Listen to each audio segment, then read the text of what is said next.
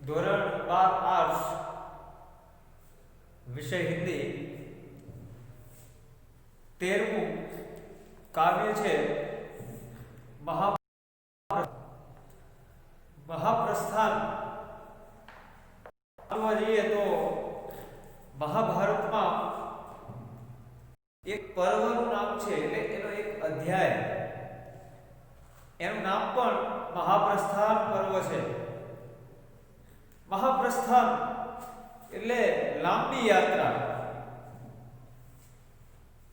આમ જોવા જઈએ તો મહાપ્રસ્થાન એટલે કે લાંબી યાત્રા ઉપર પાંડવો જ્યારે જઈ રહ્યા છે એની વાત છે। એનો પ્રકાર એક ખંડકાવ્ય છે। એના કવિ નરેશ મહેતા, એમનું મૂળ નામ પૂર્ણશંકર છે, જેમણે ભારતીય જ્ઞાનપીઠ પુરસ્કાર, સાહિત્ય અકાદમી પુરસ્કાર થી પણ સન્માનિત કરવામાં આવેલા છે।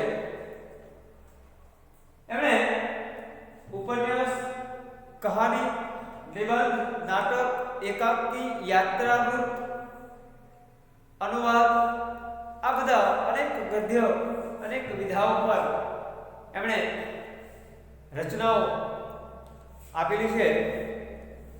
અહીંયા આપણે જોઈએ મહાપ્રસ્થાન જે ખંડકાવ્ય છે એનો મુખ્ય વિષય એ પાંડવોના જે મહાભારતના યુદ્ધ બાદ જ્યારે સ્વર્ગારોહણ કરી રહ્યા છે ત્યારની વાત છે, જેમાં યુધિષ્ઠિર એ બીજા ભાઈઓને સાથે જે સંવાદ જે છે એ ખાસ કરી અને આપણા આ કાવ્યમાં યુધિષ્ઠિર અને અર્જુનના જે સંવાદ છે, અર્જુનના મનની જે મૂંઝવણ, જે દ્વિધા છે, એને યુધિષ્ઠિર એના જવાબ આપે છે। કારણ પોતાના જ ભાઈઓ આટલા બધા અસંખ્ય યોદ્ધાઓ ના શબ ઉપર પગ મૂકી અને જેણે રાજ્ય વ્યવસ્થા સંભાળી, અનેક સ્ત્રીઓ વિધવા થઈ, અનેક બાળકો અનાથ થયા, આવી પરિસ્થિતિમાં યુધિષ્ઠિરનું જે હૃદય છે, એનું મન જે છે એ ખૂબ દુઃખથી ભરાઈ ગયું અને એમને રાજ્ય પ્રત્યે વૈરાગ્ય લાગી ગયો કે ભાઈ આવું રાજ્ય જોઈએ નહીં। આટલા બધા અસંખ્ય માનવ સંહાર કરી અને જે રાજ્યની પ્રાપ્તિ થાય એવું રાજ્ય મારે જોઈતું નથી, અને પોતાના પૌત્રોને રાજ્યનો કાર્યભાર સોંપી અને પોતાના ભાઈઓની સાથે સ્વર્ગારોહણ કરવા માટે નીકળી જાય છે। ત્યારે काव्य જોઈએ युधिष्ठिर प्रश्न और जिज्ञासा में अंतर समझते हो पार्थ। पार्थ એટલે अर्जुन, अर्जुन નું એક નામ છે। युधिष्ठिर अर्जुन ने પૂછે છે પ્રશ્ન અને જિજ્ઞાસા। જિજ્ઞાસા એટલે જાણવાની વૃત્તિ। એ બે પ્રશ્ન પૂછવો અને જે આપણી જિજ્ઞાસા છે, જાણવાની જે ઈચ્છા જે છે, એ બંને વચ્ચેનું અંતર, તફાવત એ શું છે એ अर्जुन ने तने खबर है। सत्य की प्राप्ति दूसरे से प्रश्न करके नहीं होती, અને આપણી જે જિજ્ઞાસા હોય, જે જાણવાની આપણી ઈચ્છા હોય, એટલે સત્ય શું છે એ આપણે જાણવું હોય તો પ્રશ્ન કરવાથી કઈ એનું સોલ્યુશન, એનો હલ એ મળતું નથી। स्वयं से ही जिज्ञासा करनी होती है। पर युधिष्ठिर શું કહે છે? પોતાની જાતે આપણે જિજ્ઞાસા એ પ્રશ્ન કરવો પડે सत्य माटे सुख या दुख के स्थान पर मुझे सदा जिज्ञासा हुई पार्थ। अर्जुन ने कहे युधिष्ठिर सुख અને દુખ એ બે આ મનુષ્યની સાથે એની જિંદગી સાથે વણાયેલા છે, પણ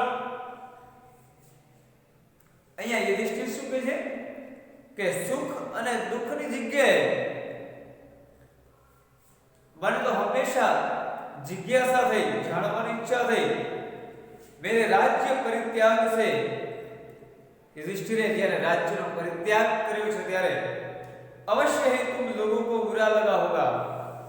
બીજા ભાઈઓને કહે છે કે મેં જ્યારે રાજ્યનો ત્યાગ કર્યો તો તમને એ ખરાબ લાગ્યું હશે। मैंने शास्त्र व्यवस्था के कारण ही वानप्रस्थ नहीं स्वीकारा।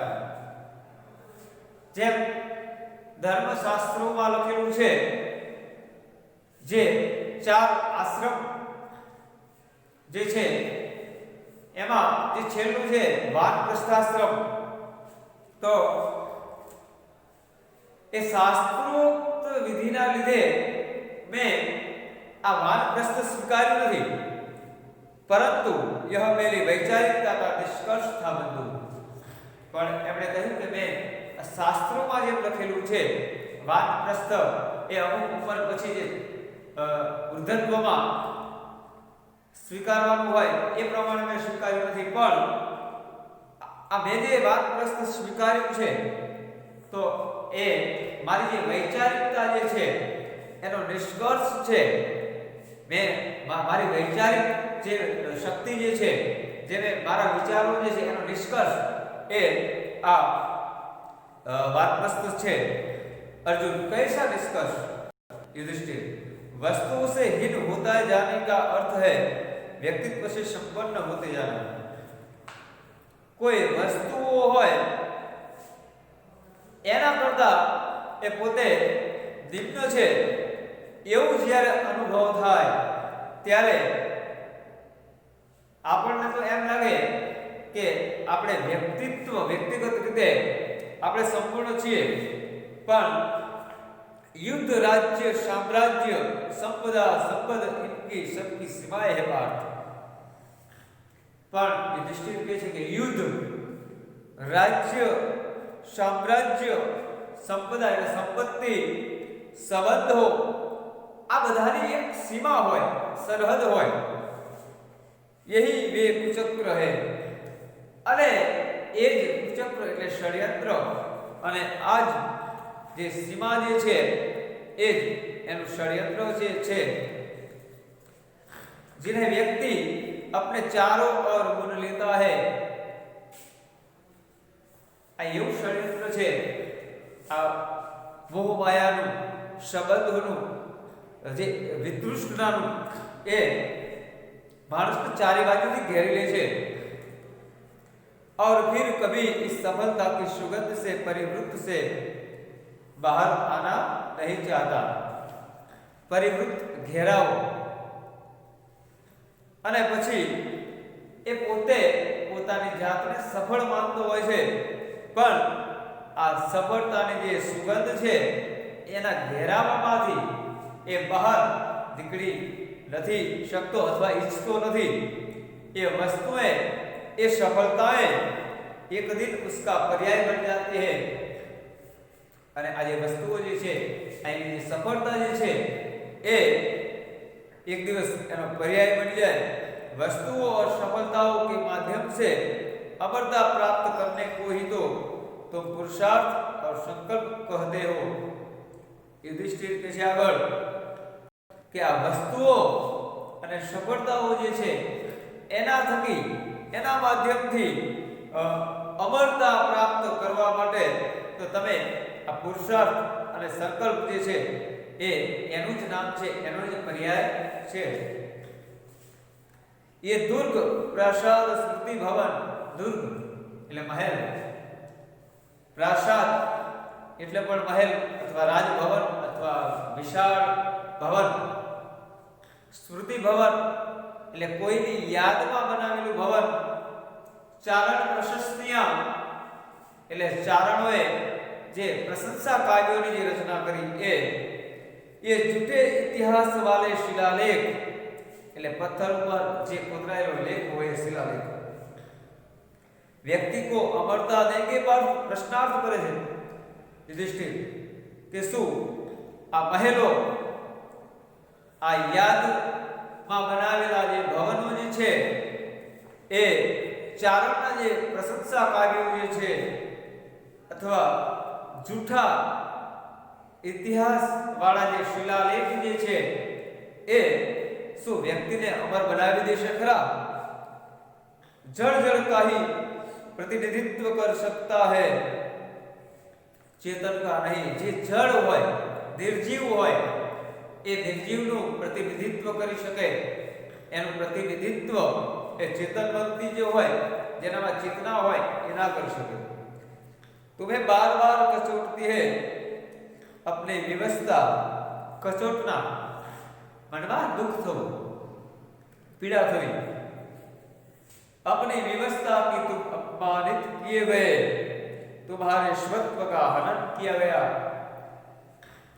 युधिष्ठिर पार्थ કહે છે કે તારી વ્યવસ્થા છે કે તને વારંવાર અપમાનિત કરવામાં આવ્યો तुम्हारे स्वत्व का हनन किया गया।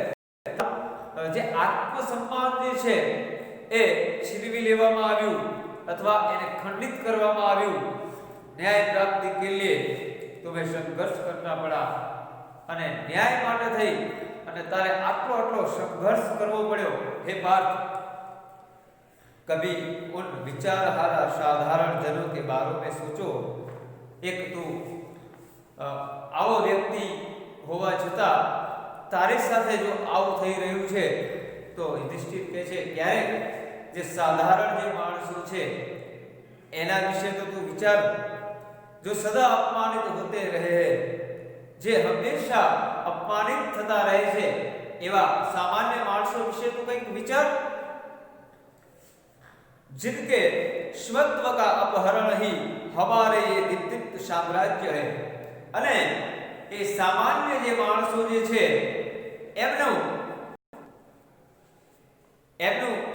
જે આત્માભિમાન જે પોતાનું સ્વાભિમાન જે છે એનું અપહરણ એટલે આપણું આ દૈનિકયમાન સામ્રાજ્ય છે એનો અર્થ આપણે આજે સામ્રાજ્ય જે રાજ્યને ભોગ વિલાસમાં જે આપણે સફળતા પ્રાપ્ત કરી એ બીજું કાંઈ નથી પણ આજે સાધારણ જે માણસો જે છે એના આત્મસન્માનનું હરણ છે એનું અપહરણ છે। अन्याय के अभ्यस्त वे नहीं जानते। अभ्यस्त જે લોકો ને અન્યાયની ટેવ પડી ગઈ છે જેના ઉપર હંમેશા અન્યાય થઈ રહ્યા છે એ લોકો નથી જાણતા કે ન્યાય પણ કંઈક વસ્તુ હોય છે। એટલે ન્યાય જેવી કોઈ ચીજ હોય એ એમને ખબર જ નથી કારણ કે એમને ન્યાય ક્યારે જોયો જ નથી। प्रत्येक युद्ध जिससे एक राज्य जन्म लेता है અને कितनी स्त्रियों को विधवा अनाथ कर देता है। आ युद्ध ए કેટલી સ્ત્રીઓને વિધવા બનાવી દે છે કેટલાય બાળકોને અનાથ કરી દે છે और वे जीवन संघर्ष में दिशाहीन हो जाने के लिए बाध्य हो जाते हैं। અને જે લોકો જે સ્ત્રીઓ પતિ વગરની હોય જે બાળકો એને પિતા ગુમાવેલા હોય આવા જે લોકો જે છે એ પોતાના જીવન સંઘર્ષમાં દિશાહીન બની અને ખોવાઈ જાય છે અને એ માટે મજબૂર બની જાય છે કારણ કે એમની પાસે બીજો કોઈ વિકલ્પ રહેતો નથી। સવ્યસાચી એટલે એ પણ અર્જુનનું એક નામ છે। અર્જુન એ બંને હાથે બાણ ચલાવતો એટલા માટે કદાચ એનું નામ સવ્યસાચી પણ પાડેલું છે। तुम्हारे कृष्ण ने ही तो कहा था युद्ध के उपरांत समाज में वर्ण संकरता बढ़ जाती है। હવે યુધિષ્ઠિર એક કૃષ્ણ એટલે કે છે પાર્થને કહે છે કે તારા મિત્ર કૃષ્ણએ કહ્યું હતું એમણે જ કહ્યું હતું ને કે યુદ્ધ પછી સમાજમાં વર્ણ સંકરતા વર્ણ સંકરતા એટલે કોઈ ગોત્ર બીજા કોઈ અલગ અલગ વર્ણના સ્ત્રી અને પુરુષોના સંબંધો દ્વારા જે પુત્ર થાય એને વર્ણશંકર કહેવાય। એટલે આ વર્ણશંકરતા એ વધી જશે એ શ્રી કૃષ્ણએ તો કહ્યું હતું। उस दिन की कल्पना जब इस पृथ्वी पर અને પાર્થને કહે છે કે તું કરી શકે છે એની કલ્પના કયા દિવસની? जब इस पृथ्वी पर कुल गोत्रहीन वर्ण संकरता ही विचरण करेगी। અને જે દિવસે આ પૃથ્વી ઉપર કુળ કે ગોત્ર એવું કંઈ હશે નહીં અને જે વર્ણ સંકરતા જે છે એનું રાજ્ય હશે। એટલે ચારે તરફ એ વર્ણ સંકર જ હશે। તો આના વિશે તે કદી વિચાર કર્યો છે? उस दिन इस ऐतिहासिक पुष्टता का कौन उत्तरदायी होगा अर्जुन? कौन उत्तरदायी होगा? અને આ આવી જે ખરાબ જે ઇતિહાસ જે છે એની પાછળ કોણ જવાબદાર હશે? હે પાર્થ, આની પાછળ કોણ જવાબદાર હશે? आज नहीं तो कल राजा से अधिक कठोर हो जाएंगे। आज नहीं तो काले राजा थी पण વધારે कठोर ये साधारण को बनी जैसे ये राज्य और सुदूर भविष्य में राज्य से भी अधिक अमानवीय हो जाएगी। અને આ રાજ્ય જે છે એ પણ ભવિષ્યમાં અમાનવીય એટલે કે ષડયંત્રોથી ભરેલી રાજનીતિ એવું પણ થઈ જશે। એ રાજ્ય વ્યવસ્થાએ इनके दो आधार स्तंभ युद्ध और आतंक जिनका शिलान्यास मनुष्य की आदि प्रवृत्तियां बार-बार करती आई है। અને આવી જે રાજ્ય વ્યવસ્થા જે છે એના બે મુખ્ય આધાર સ્તંભ છે યુદ્ધ અને આતંક। અને જેનો શિલાન્યાસ એટલે જેની શરૂઆત જેનો પાયો એ આ મનુષ્યની આ માનવતા વિહીન જે પ્રવૃત્તિઓ જે છે એ વારંવાર એનો શિલાન્યાસ એટલે કે એનો પાયો એની પૃષ્ઠભૂમિ એ હંમેશા તૈયાર કરતું આવ્યું છે। एक दिन युद्ध और आतंक ही सामाजिकता के पर्याय बन जाएंगे। અને એક દિવસ એવો આવશે કે આ યુદ્ધ અને આતંક એટલે સામાજિક એનો सामाजिकताનો पर्याय बनी जैसे। युद्ध में हमने कौरवों को हराया और आतंक के बल पर तुमने युद्धમાં આપણે કૌરવોને હરાવ્યા અને આતંકની શક્તિથી આપણે પાંડવોનું જે સામ્રાજ્ય છે રાજકોષ બઢાયા। રાજકોષ એટલે રાજ્યનો ખજાનો। આપણે આપણા આતંકથી આપણે રાજ્યનો ખજાનો જે છે એને ભરપૂર કર્યો, ખજાનામાં વૃદ્ધિ કરી। हे पार्थ, हमारे इन अमानवीय कृत्यों के यही तो ऐतिहासिक निष्कर्ष निकले कि अर्जुन से श्रेष्ठ कोई योद्धा नहीं और युधिष्ठिर ही एकमात्र चक्रवर्ती सम्राट है। અને હે પાર્થ, આપણા આવા અમાનવીય કૃત્યોથી કાર્યોથી ઐતિહાસિક નિષ્કર્ષ તો એ જ નીકળે કે અર્જુનથી શ્રેષ્ઠ કોઈ યોદ્ધા નથી અને યુધિષ્ઠિર એ એકમાત્ર चक्रवर्ती सम्राट છે, એના સિવાય બીજું કોઈ છે નહીં। मानवता का यह रथ किस अंधे मार्ग पर बढ़ रहा है। मानवताનો આ રથ જે છે એ કોઈ સુમસામ અંધારું હોય એ વેરાન જગ્યાએ તરફ આગળ વધી રહ્યો છે, જેનું કોઈ દિશા નથી, कोई लक्ष्य नहीं। तुम नहीं जानते पार्थ, तुम नहीं जानते कि संकट कहीं अधिक गहरा है।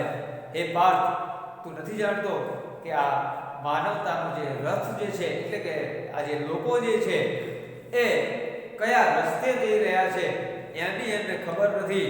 અને આ પૃથ્વી ઉપર કેટલું ભારે સંકટ એ આવી શકે છે। હે પાર્થ, તું એનો તાગ મેળવી શકે તેમ નથી। તું એ નથી જાણતો કે આ પૃથ્વી એ કેટલા સંકટોથી ઘેરાવા માટે જઈ રહી છે. આજે લોકો એ આપણે યુધિષ્ઠિર એ પોતાનું ઉદાહરણ આપીને કહે છે કે આપણે પણ નીચ કૃત્યો કરવાવાળા છીએ. આપણે પણ આતંક અને યુદ્ધનો સહારો લઈ અને આપણે પણ રાજ્ય એ ભોગવ્યું છે. તો હે પાર્થ, આવા યુદ્ધ અને આતંક એ ક્યારેય એ માનવતાનો પર્યાય ન હોઈ શકે. અહીંયા યુધિષ્ઠિરના મનની જે પીડા જે છે, જે વ્યથા જે છે, યુદ્ધ અને આતંકથી જે ઘેરાયેલી એમની પીડા એ આ ખંડકાવ્યમાં સંપૂર્ણ રીતે વ્યક્ત થઈ છે. અહીંયા આપણે કાવ્ય પૂરું કરીએ છીએ. કાવ્યના જે સ્વાધ્યાયના પ્રશ્નો છે એ તમારે આપણા હિન્દી વિષયની નોટબુકમાં લખવાના રહેશે. આભાર.